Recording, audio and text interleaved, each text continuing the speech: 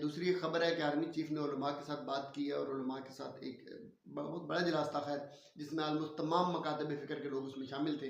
اور اس میں army chief صاحب نے یہ فرمایا ہے کہ ہم کسی بھی قسم کی کوئی گروہ ہے یا کوئی جماعت ہے یا کوئی بھی ہے تو ہم ان کی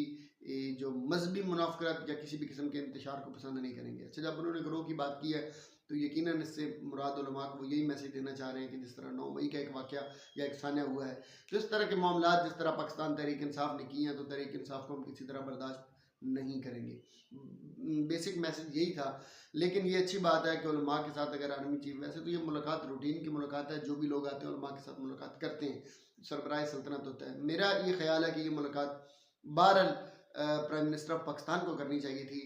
لیکن چونکہ ڈیفنس کے جتنے بھی معاملات ہیں وہ آرمی سنبھال رہی ہوتی ہے، تو یہ اچھی بات ہے کہ آرمی چیف کو کرنے میں کوئی حرج نہیں ہے، ساتھ اگر پرائم منسٹر بھی ہوتے تو زیادہ بہتر ہوتا، تھوڑا ڈیموکریٹک ماحول لگ جاتا۔ Any way